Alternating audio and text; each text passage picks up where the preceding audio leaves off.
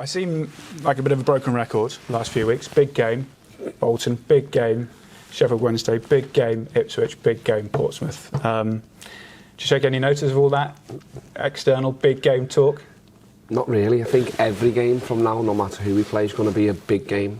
So, yeah, we're used to it. I think no matter who we play, up and down the country, whatever they are in the league, there's a lot riding on it. There's a lot at stake when you're at the top end of the division. If you slip up, there's teams who are all behind you, who are always in good form, that ready to capitalise. So, from that point of view, every game's huge. It's almost like we've got 19 cup finals or whatever we've got left. 17 in the league. 2 more, semi-final. Exactly, final. and it literally could be a cup final. There you go. Yeah, so having said that, when you do have a game like Portsmouth where there's been history of big games between the two clubs and Sheffield Wednesday, 2 teams at the top of the table, does it make it easier in a way to sharpen the focus on the game? If you kind of know what I mean. You don't have to do a big rouse and build up. Yeah, maybe, yeah. Especially from a fan's point of view, maybe, because it's a huge club in Portsmouth. They're going to sell their away allocation. The fans have came in the numbers the last few times we played them here. We took a load to Fratton Park, remember, this season. So from that point of view, yeah, it doesn't need a lot of drumming up. The game sells itself.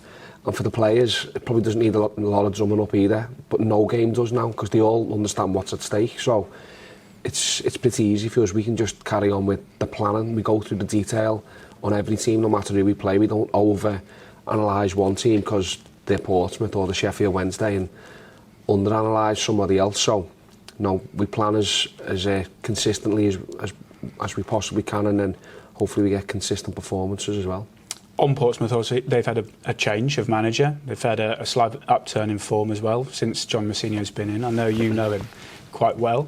How do you kind of see them as a side at the moment? Getting to know the new manager. They've had an immediate bounce for his first 2 games to beat Exeter and Fleetwood.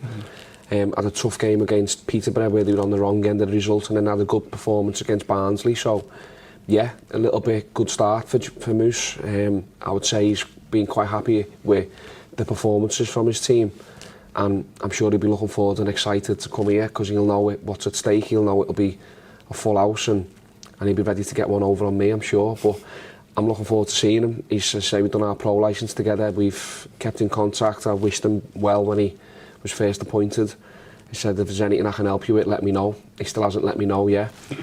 But I'll only speak to him next week after the game. But he's a good lad, and I do wish him well, because he's another young coach who's going to hopefully go on to good things in his career. Yeah, what is it? What do you think it is about him that made Portsmouth take a bit of a risk in appointing him, because it's his first managerial job? What is it? What do you see his strengths being? So he was on a coaching staff and still playing at Oxford, so he had the responsibility there for set plays. That's what we had a shared theme. When I was assistant manager to Ryan, we would talk on our pro licence about how we deal and how we plan and prepare for set plays. So he was doing that, so he's already got some coaching experience.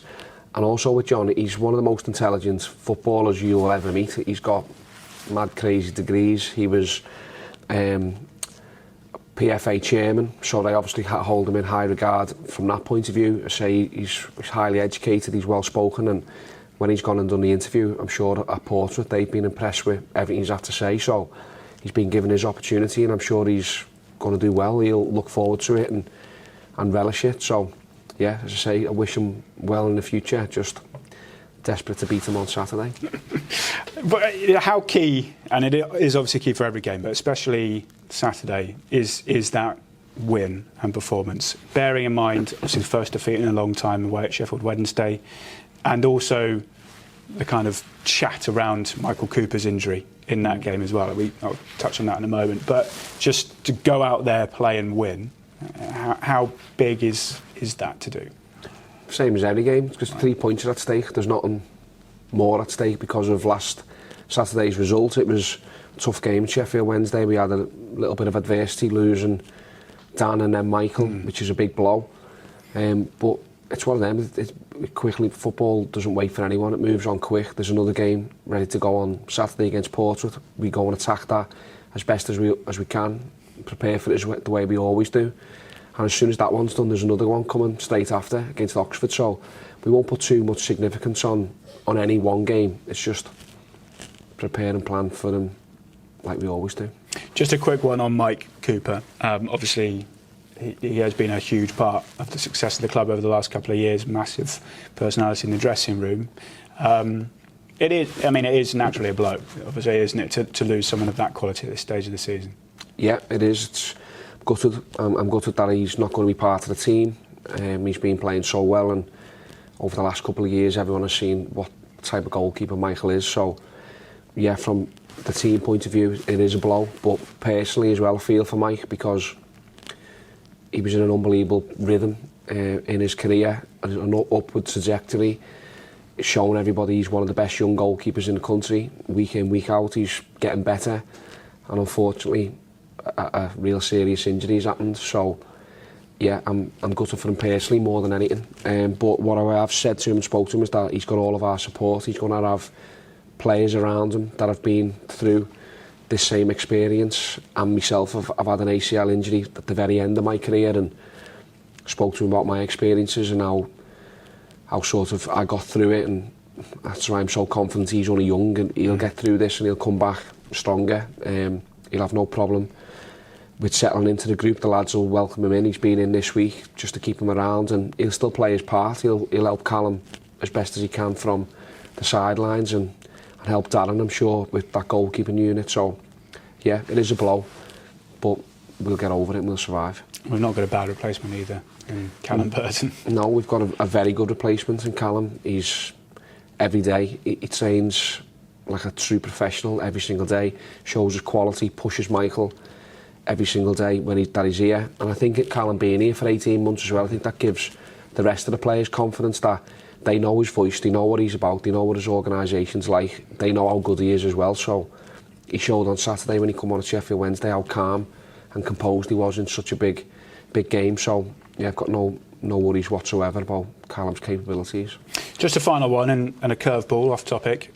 We announced our front of shirt sponsor for next season in Bond Timber, coming back after 9 years, I think it is, of not being the primary partner. Project 35 that's on the shirts at the moment will stay on the shirts and go to the back. Just from the football side of things that you front up, how important is it to keep these links with local businesses, help out the local community still with Project 35, etc., and just to keep that going as a football club as well? Yeah, I think it's brilliant. It's like the Princess Yachts partnership as well that we've got. Now we've got Bond Timber who are going to be on the front of our shirts. That's obviously a local business that's stood by us, I believe, when we're going through a tough time in the administration years. They were a local business that helped, and now both clubs, the club, are in a completely different situation. Bond Timber have grown as a company, and we're really pleased that they're going to be on the front of the shirts. I'm sure the kit will look lovely. Next season we'll have their logo on the front, Project 35 on the back. But as you've just said, having local businesses who are big brands wanting to support the club, wanting to put money in, it's good for everybody. It's good for us, and it's good for the city and the community as well.